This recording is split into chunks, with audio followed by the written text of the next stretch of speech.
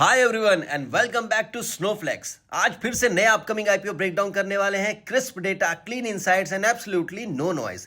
चलिए डिकोड करते हैं इस कंपनी के फंडामेंटल्स, बिजनेस मॉडल और देखते हैं कि मार्केट को क्या नया वैल्यू ऑफर करती है।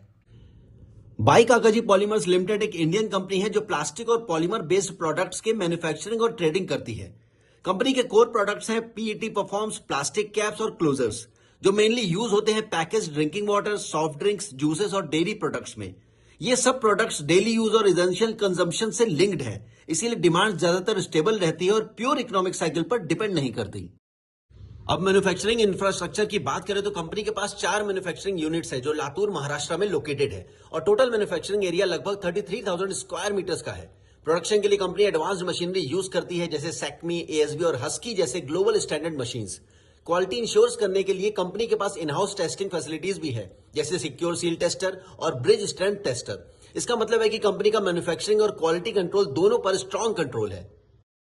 अब कंपनी की स्ट्रेंथ पर बात करें तो इन हाउस मैन्युफैक्चरिंग होने की वजह से कॉस्ट और क्वालिटी कंट्रोल, डोमेस्टिक मार्केट में वाइड प्रेजेंस, एक्सपीरियंस्ड प्रमोटर्स और मैनेजमेंट टीम, फाइनेंशियल परफॉर्मेंस काफी स्टेबल और कंसिस्टेंट, कस्टमर्स के साथ लॉन्ग टर्म रिलेशनशिप्स, ये फैक्टर के एसएमई मैन्युफैक्चरिंग कंपनी के लिए इंपॉर्टेंट कॉम्पिटिटिव एडवांटेज माने जाते हैं।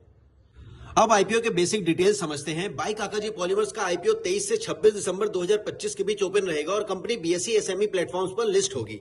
आईपीओ का प्राइस बैंड 177 रुपीज से 186 रुपीज रखा गया है और लॉट साइज 600 शेयर्स का है। टोटल आईपीओ साइज लगभग 105 करोड़ रुपीज का है और ये आईपीओ 100% फ्रेश इशू है, यानी प्रमोटर्स अपने शेयर सेल नहीं कर रहे। आईपीओ के स्ट्रक्चर को देखें तो टोटल इशू साइज है 56.54 लाख शेयर्स। इसमें से कुछ शेयर्स मार्केट मेकर के लिए रिजर्व्ड है और बाकी 100 करोड़ के इशू पब्लिक इन्वेस्टर्स के लिए अवेलेबल होगा। मार्केट मेकर का रोल होगा लिस्टिंग के बाद लिक्विडिटी मेंटेन करना। आईपीओ से पहले कंपनी के पास 1 करोड़ 57.5 लाख शेयर्स आउटस्टैंडिंग थे। आईपीओ के बाद टोटल शेयर्स बढ़कर 2 करोड़ 14.04 लाख हो जाएंगे।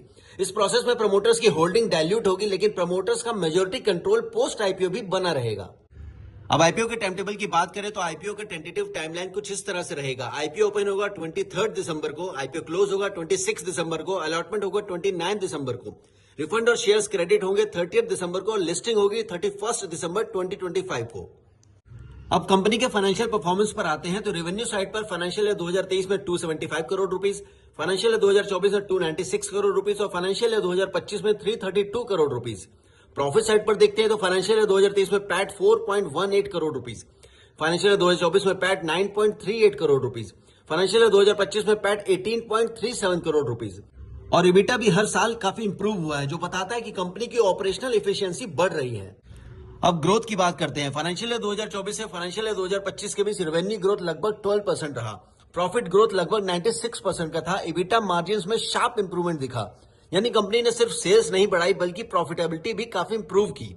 एक इंपॉर्टेंट चीज ध्यान देनी जरूरी है, वो है कंपनी का डेट। फाइनेंशियल ईयर 2025 के एंड पर कंपनी का टोटल बोरोइंग था लगभग 109 करोड़ रुपीस, यानी बिजनेस डेट इंटेंसिव है, लेकिन आईपीओ के पैसों का एक बड़ा हिस्सा डेट रीपेमेंट के लिए यूज किया जाएगा।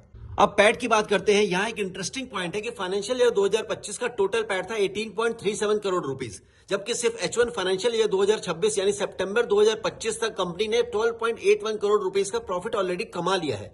मतलब हाफ ईयर में ही पूरे साल के प्रॉफिट का लगभग 70% अचीव हो चुका है। एस्टिमेटेड फाइनेंशियल ईयर 2026 में पैट की बात करें तो अगर हम मान ले कि फाइनेंशियल ईयर 2026 का सेकंड हाफ भी सिमिलर परफॉर्म करता है तो 12.81 करोड़ इंटू 2 यानी लगभग 25.6 करोड़ का फुल ईयर पैट हो सकता है। ध्यान रहे, ये एक रन रेट एस्टिमेट है, गारंटी नहीं। आईपीओ के बाद कंपनी का मार्केट कैपिटलाइजेशन लगभग 398 करोड़ रुपीस का होगा, जो अपर प्राइस बैंड के बेसिस पर कैलकुलेट किया गया है।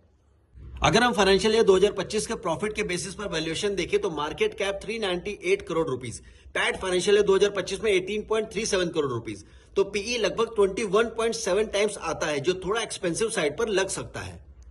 लेकिन अगर हम फाइनेंशियल ईयर 2026 के रन रेट प्रॉफिट को कंसीडर करें तो एस्टिमेटेड पैट 25.62 करोड़ रुपीस, तो फॉरवर्ड पीई लगभग 15.5 टाइम्स हो जाता है, जो काफी रीजनेबल माना जा सकता है। अब पीयर्स के कंपैरिजन में देखें तो कूल कैप्स और टेक्नोपैक जैसे कंपनीज का पीई सिंगल डिजिट में है। बाई काकाजी पॉलीमर्स का पीई फाइनेंशियल ईयर 2025 पर ज्यादा लगता है, लेकिन फाइनेंशियल ईयर 2026 फॉरवर्ड बेसिस पर गैप काफी कम हो जाता है, यानी वैल्यूएशन ग्रोथ के अजम्पशन पर बेस्ड है। अब आईपीओ के ऑब्जेक्ट्स की बात करते हैं तो आईपीओ से रेज हुआ पैसा मेनली यूज होगा 64 करोड़ रुपीस डेट रीपेमेंट के लिए, 9.85 करोड़ रुपीस न्यू प्लांट और मशीनरी के लिए, 12.94 crore rupees solar power project के लिए। इससे कंपनी का इंटरेस्ट बर्डन कम होगा और long term cost efficiency improve हो सकती है। कंपनी की स्ट्रेंथ है एसेंशियल पैकेजिंग सेगमेंट में presence, strong manufacturing base, improving profitability trend, date reduction का क्लियर प्लान और इंडस्ट्री डिमांड लॉन्ग टर्म में स्टेबल रहने वाली है। साथ ही कुछ रिस्क भी ध्यान में रखने जरूरी है। High leverage, packaging industry margin sensitive होती है, एसएमई स्टॉक्स में लिक्विडिटी और वोलेटिलिटी ज्यादा होती है, वैल्यूएशन फाइनेंशियल ईयर 2026 परफॉर्मेंस पर डिपेंड करती है। ओवरऑल देखा जाए तो बाई काकाजी पॉलीमर्स एक एसेंशियल कंजम्पशन लिंक्ड बिजनेस है जिसमें रिसेंट ईयर्स में प्रॉफिट ग्रोथ स्ट्रांग रही है। वैल्यूएशन फाइनेंशियल ईयर 2025 के बेसिस पर महंगी लग सकती है, लेकिन फाइनेंशियल ईयर 2026 रन रेट पर रीजनेबल लगती है। इस आईपीओ को सिर्फ वही इन्वेस्टर्स कंसीडर करें जो एसएमई रिस्क और वोलेटिलिटी समझते हैं। एसएमई आईपीओज हाई रिस्क के साथ आते हैं, लिक्विडिटी कम होती है और प्राइस मूवमेंट शार्प हो सकता है। इन्वेस्ट करने से पहले फाइनेंशियल्स, डेट और एग्जीक्यूशन रिस्क को केयरफुली इवेल्युएट करना जरूरी है।